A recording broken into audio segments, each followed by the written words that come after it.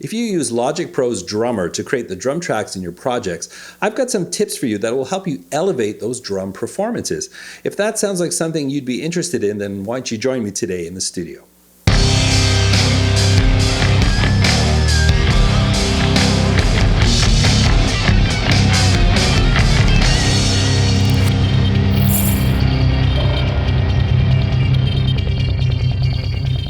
Hey there, I'm Dan, the self-proclaimed Lonely Rocker. Welcome to this episode of I Don't Have a Band. If you love making music, whether you got a home studio like me, or perhaps you're just sitting on the corner of your bed with an acoustic guitar, well, this is the series for you. And yes, today I am talking about Logic Pro's Drummer feature. Now, I'm going to put a big asterisk beside this whole video because I don't think there's any digital package out there that's going to replace a really good drummer. But I do understand we're working in home studios, often we're recording alone. I mean, that's the concept of this whole channel. So we got to utilize the tools at our disposal. Now, I play bass and guitar on all of my own tracks, and I do dabble on drums, but I'm just not good enough for the type of music that I'm recording, so I really need a good drummer package to create some realistic drum parts. Now, I find Drummer the best of all of the ones that I've tried, mainly because it's not loop-based, it's algorithmic, but there are some limitations, and I figured out a way how to take that up a notch. So this is not going to be a basic drummer tutorial, there's enough of them on YouTube, but this is going to help you take those drum tracks you've created in Drummer and push them up to another level. All right, let's get started.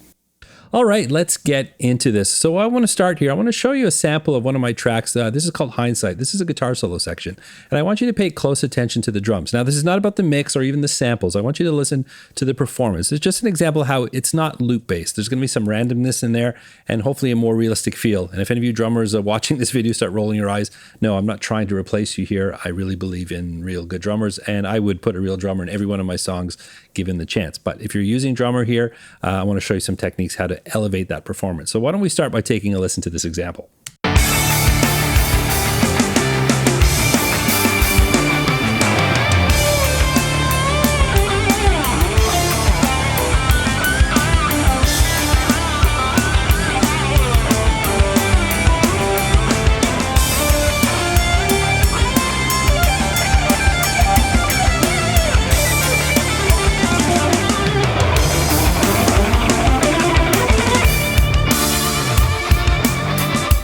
All right, so if you listen to that, it's very clearly not a loop-based drum part. I think that's the first sort of improvement over that. Now, again, it's not necessarily sounding exactly like a live drummer, and that's not the objective here, but I want the part to sound more realistic, have a bit more feel to it. You know, working on a grid system here when you're using Drummer, and that's actually the limitation, I think, of using something like Drummer or anything else, is that we are a digital system that's working within the grid. We can try and vary tempos and things like that, but I think that's where the limitation comes in. And right at the end of that solo, there was sort of a crash that happened on the two.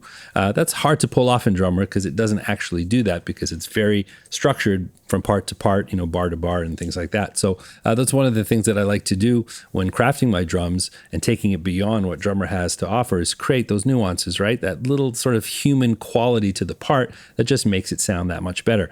All right, so what I want to do right now, I've got this bass part that really needs a drum part. So I'm going to show you how I craft my drums starting with Drummer and then get into those customizations to give it more of that human quality that I'm talking about in this video. So let's get started on that. So I've got this bass track here. Let's play a couple of seconds of it.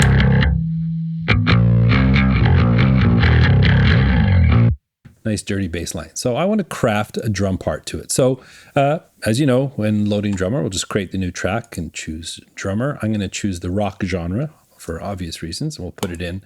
And it will give us our default patch. Let me just slide it over here.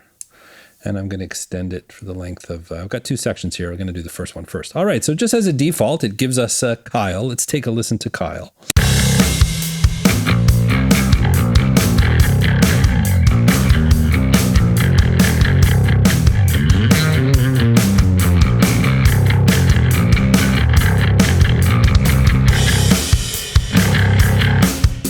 Oh, Kyle, not a bad little drummer, but not quite ready for prime time.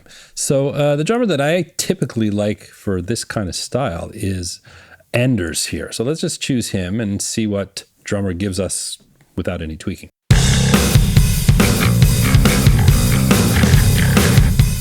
All right, so the power is there, but there's absolutely no groove, no feel there. So, but that's a good place to start because I like the energy. I always find that style just works for this kind of thing. Anyways, so the first thing that I would typically do is I push Drummer as hard as I can on its own. I give it a real push. Using all the nuances and the different tweakability of drummer. What I first do is identify what I need. Now, in this particular example, I've got a bass part and there's basically 2 sections. So I'm going to create a second one here for the second part here. And I know that I want the feel to change a little bit on the second part. But so here again is a couple of seconds of the first part. And then the second half, we're going to transition to this kind of groove.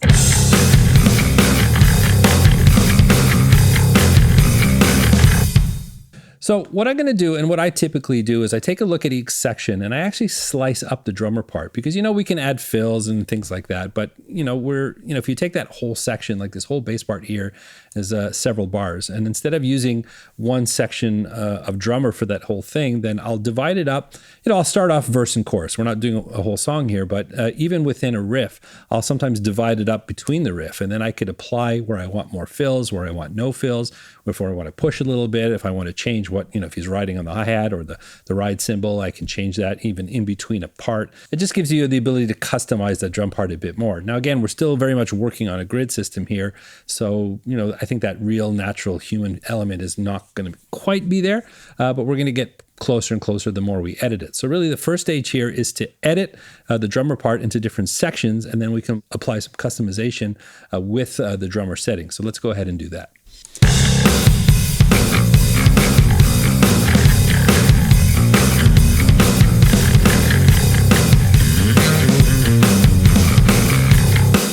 So I know I want a feel change here for sure. So let's change that.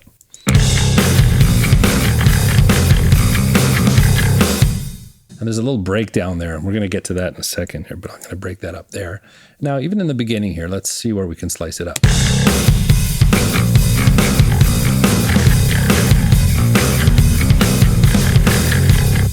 Right there, because I know I'm going to want to fill here, and we're going to change this feel up. Don't worry about that. So we're going to do a little break there as well.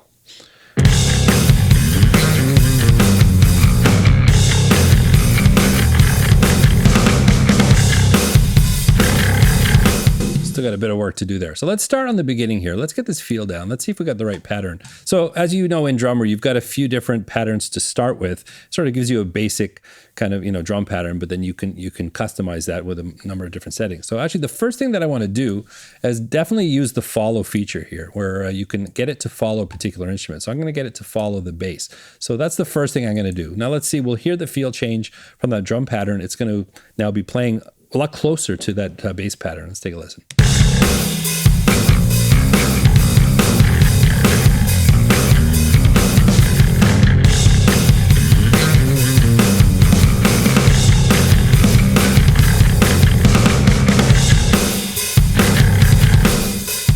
Okay, it's not bad, but again, there's a lot going on there, a little too busy, and just it sounds a bit dry to my taste. So what I'm going to do now is I think I'm going to back off on the complexity of it. And as you can use this little joypad here, we can sort of bring back, make it a little simpler a little bit. So again, let's take a listen.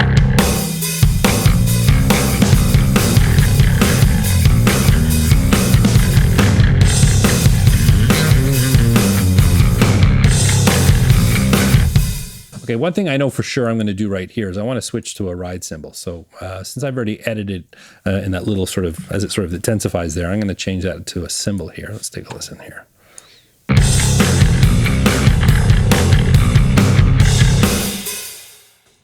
And then the other thing here, I want to fill at the end. I want this sort of to be a driving rhythm, but I don't want to have too many fills really until sort of the transitional point. So let me figure out where that is.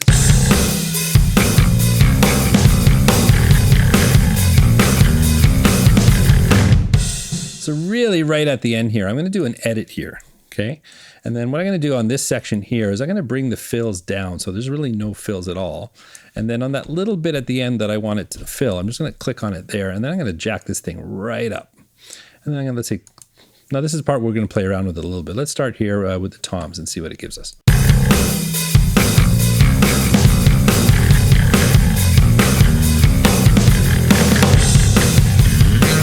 So kind of an interesting little moment there that's sort of coming out a little bit out of left field, but a little bit less predictable than had we just let drummer pick that that fill. Let me just make sure it sounds right. Okay, something cool there, but there's something that's not happening there. If you remember that example before, a little something or a crash or something happening after that point, but we're going to address that later. But I'm going to leave that there for now. I think that kind of works.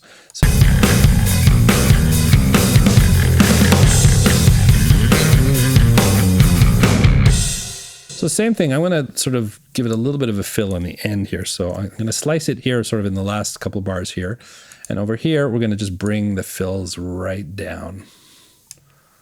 We don't want to have any fills here. You can kind of see it here. You watch what it's doing here. And then on this part, let's just jack up the fills here and make it really complex. That's a trick here too, is that playing with the complexity, just even like a little bit, it changes up the feel, it changes the type of fills that it does. So that's sort of the first layer of really creating a customized feel.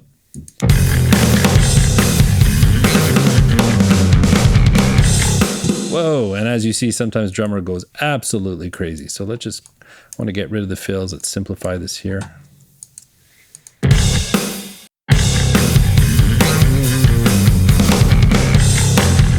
All right, so we got the fill in the right place, but that fill sucks. Okay, so let me maybe just back it up a little bit too busy. Let's see here. Yeah, I'm not liking that at all. So this is the problem you get with drummers, that it kind of feeds you these fills. So sometimes you got to really, finagle it just to get what you're looking for here. So let me, again, the trick is just to play with the amount of fill, just slide the complexity knob around a little bit, maybe a little more soft, a little more loud, things like that. Okay, we're getting a little closer now. Let's tweak it up a little bit. Now that feels a little bit better. So let's take a listen now.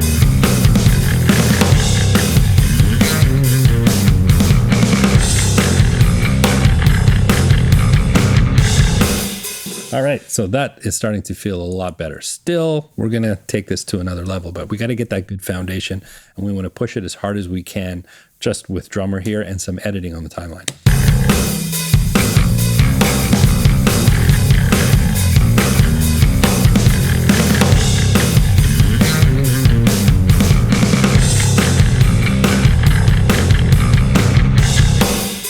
All right, so da-da, da-da-da-da. How do we do that with drummer? That's hard. So I'm going to actually slice it up again, and I'm going to cut out the bits where there's no playing. And I'm trying to match this up to the bass guitar. So let's just put it here. Another slice here. And then trim this right. So this is going to sound a bit weird at first, but this is where some of that extra customization is going to help us.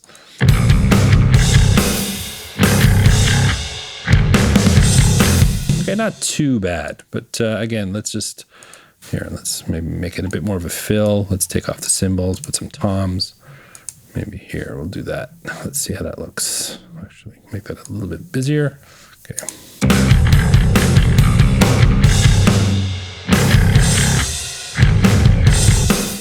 On that first section, hear that drum just kind of hangs over the edge there? I hate when drummer does that. It drives me crazy, but we'll deal with it. So this little part here in the middle.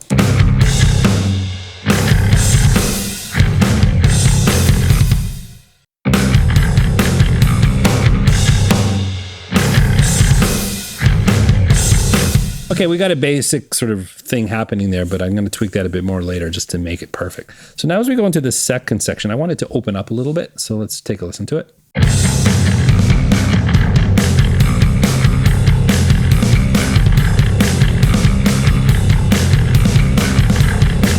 I'm going to cut it up in strategic sections so we can, again, get the fills right, place right, and get that feeling much closer.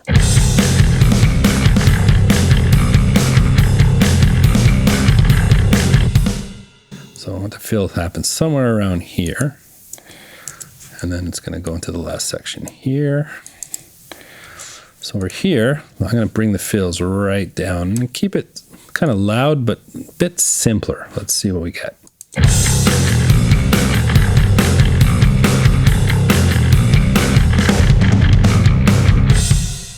There's drummer just going off on its own again. I said no fills, and it's still giving me fills. So sometimes we got to trick it a little bit. Let's see. It just wants to add a fill. That's the thing what drummer does is when you do edits, I find that it wants to add a fill sort of right before the edit because that's sort of what it's programmed to do. But sometimes it doesn't work. So you got to really work that to if you don't want those fills there, especially when they're misplaced. They just sound terrible. This is where drummer drives me absolutely crazy. And this is where I say it's not perfect. Sometimes it just has a mind of its own.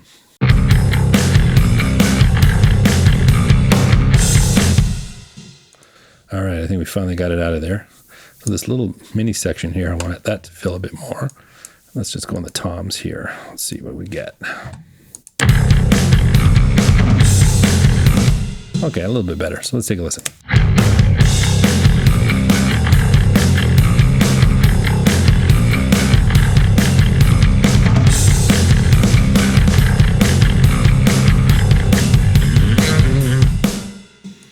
Okay, I'm going to cut it there because the bass part changes.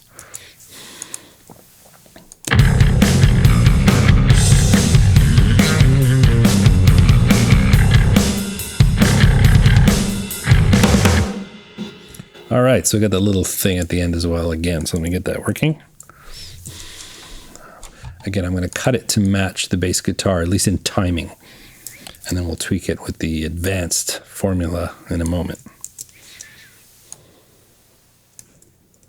By the way, it's Command T when you're highlighting a section if you want to edit out, but hopefully you know that already. So we'll just take out the bits that we don't want.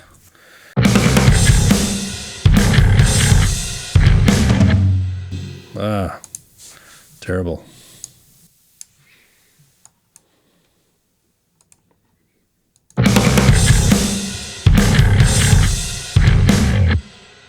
Maybe here on the end, I'll give it a little push, just on the end.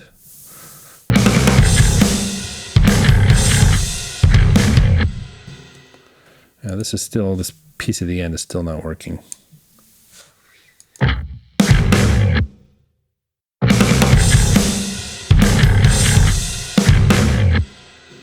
All right, that's a little bit better in time now, so I'm happy with that. So let's just take a listen to the whole thing where it sits right now.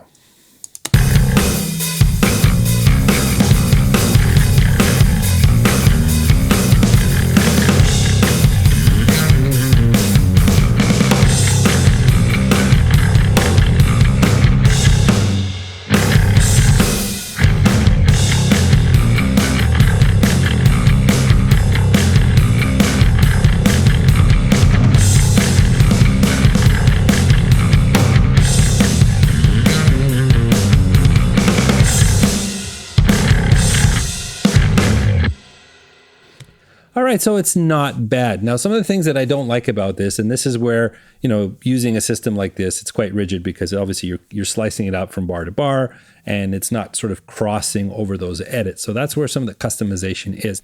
Now, an advanced technique in Drummer is the step editor. So if we click on a section here, and then we can bring in the step editor here, we can actually see all the decisions that Logic made, or Drummer made.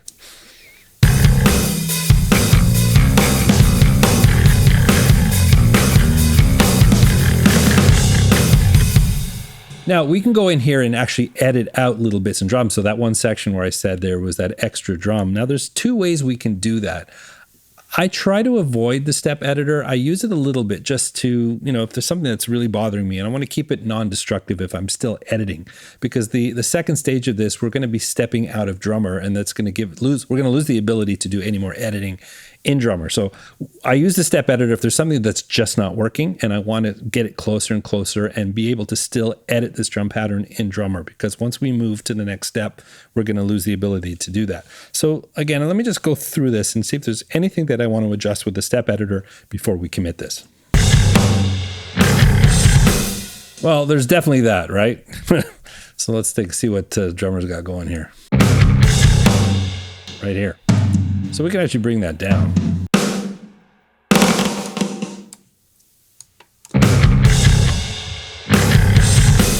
Okay, we sort of corrected that.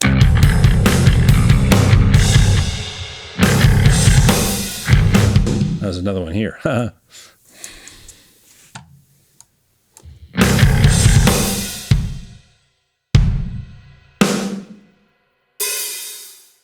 Let me take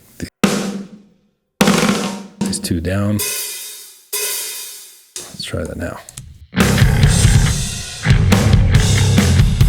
Okay, let's take a listen now.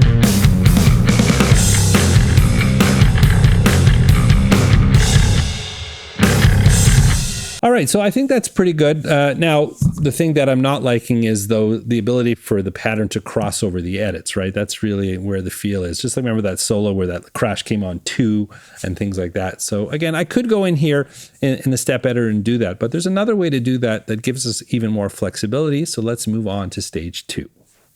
All right, so the next stage in elevating this drum track, we've got a pretty good pattern going on now. And as you can see, just with simple editing, I know a lot of people don't do that, but if you get into a lot of editing with Drummer, you can really start to customize it. Even with a step editor, you can start to pull out things you don't like. You can add things that way. But what I like to do is I like to drop this onto a MIDI track now where I actually get access to all of the drum parts, and I can actually apply this to other drum packs, sample packs, and things like that. So I'm not limited to what Logic is providing here. So what we're going to do is we're going to create a new track, and this time it's going to be Software Instrument. Now what I'm going to use here, you can use whatever you have. You can continue to use the samples provided by Logic, but I actually like to use Easy Drummer. So let me put that on here. So we'll create that track now.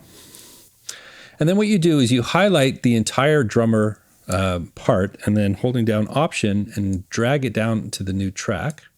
As you can see now it becomes MIDI. Let me just give it a name. I'll just call this drums new. Okay, so now if I solo this, so it's going to be the same pattern now, but it's going to be with the new samples provided by Easy Drummer.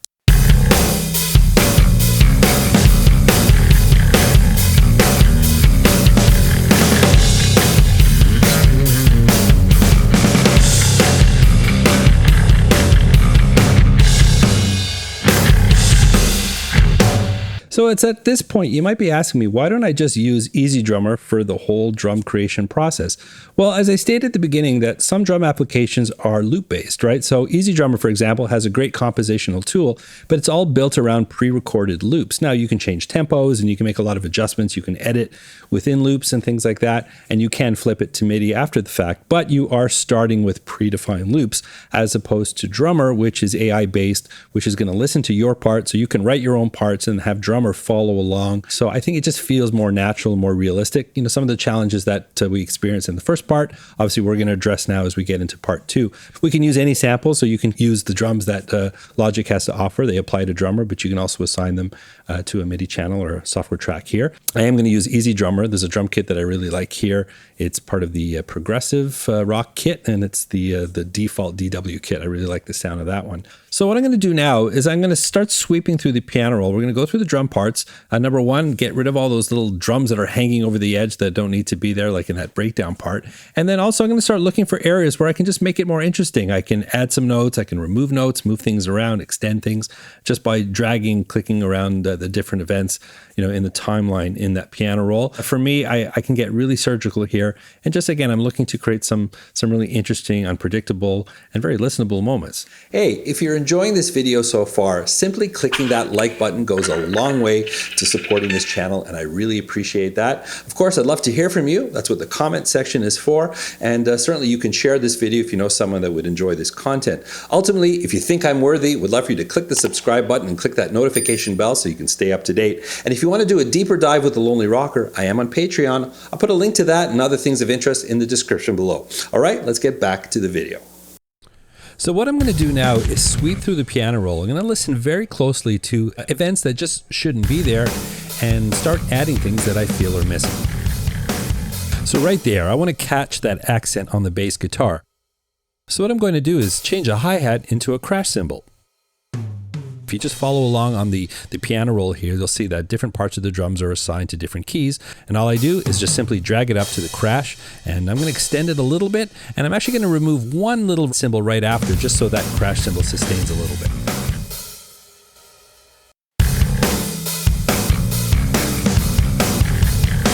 So much better. And to spice it up even more, I want to add a little flam on the kick drum just to give it a little bit more excitement. To copy an event, you can simply highlight the one that you want, hold down Option, and drag it over. Perfect. And now I want to create an accent for the end of that fill. Right there. Again, I'm just going to grab one of the hi-hats and drag it up to the crash.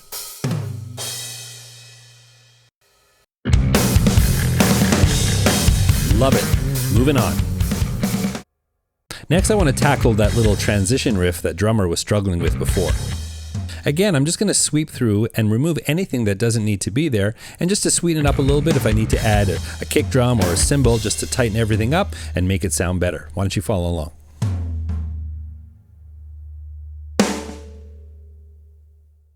One thing that I always try to do is just shake up the instruments that I'm using. In this case, I want to have a double crash, but I don't want to use the same cymbal, so I look to see if there's any other ones available. Again, we're just trying to create a more human feeling to an electronic drum part.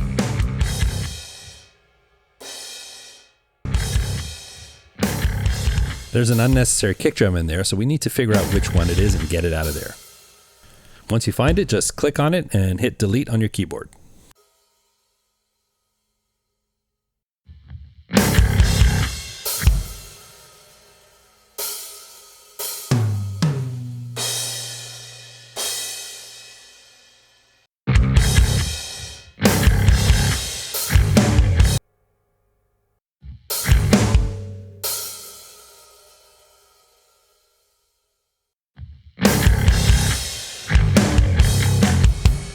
I think that's finally working now. The last thing I want to show you here is spicing up a fill. A drummer put a very simple, literally one snare drum fill here that's quite boring. So I'm going to create a quick little snare roll here, but I'm going to show you how to make it a little bit more human. The trick is to go off the grid a little bit. We want it to be a little bit imperfect. Not so bad that it feels out of time, but just enough that it's got a human quality to it.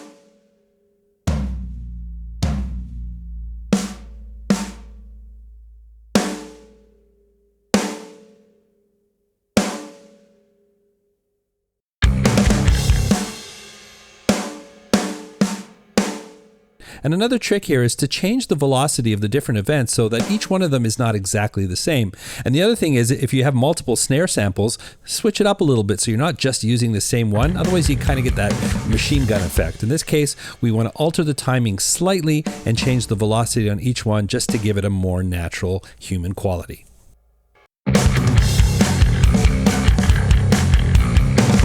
Now that sounds really good to my ear. And that's really the secret. The more time you can take and filter through the piano roll and really just personalize different moments of the drum performance, you can create some really human feeling elements. Again, we're not trying to replicate a human being, but we want to get out of a very rigid loop filling drum pattern, and this is the secret to doing that. So I'm going to go through the rest of this, and then I'm going to show you the final.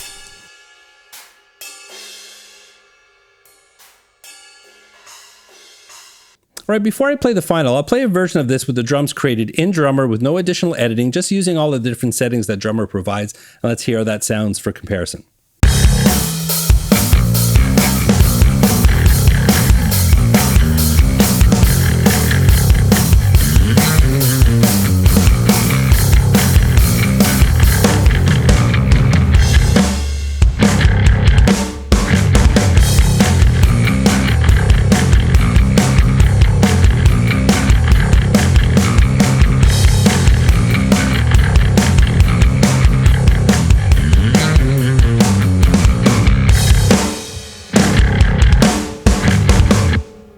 And now I'll play the same riff with the fully edited drum pattern.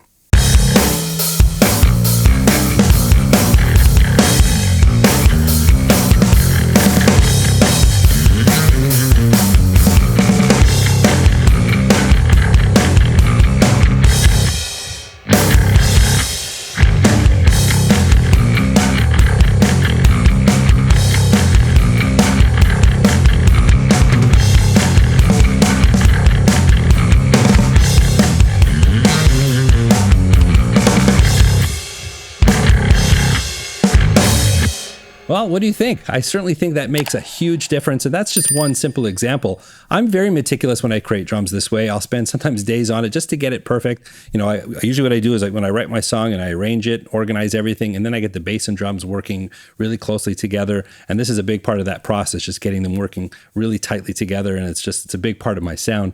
And definitely using this method, you'll get far more interesting drum patterns than just using loops and samples. You can use the power of Drummer to sort of anticipate participate and create tracks that are sort of in line with what your parts are playing, but then using the editing and customization methods that I demonstrated just to really, really make some killer drum tracks. Well, try that out. I'd definitely love to hear your thoughts on this method. Just let me know in the comments. Well, that's what I got. I certainly hope you've enjoyed this video. Utilizing one of the many engagement options goes a long way to supporting this channel, and I really appreciate that. But ultimately, I'd love for you to check out another video. So I'll give you a couple of options right now. If you enjoyed this video, please consider hitting the like button and or leaving a comment. And if you're new to the channel, hit that subscribe button and ring the notification bell. Remember, you don't need a band to rock and roll. There are a lot of great musical projects you can do by yourself right from your own home. I hope to see you again in another video.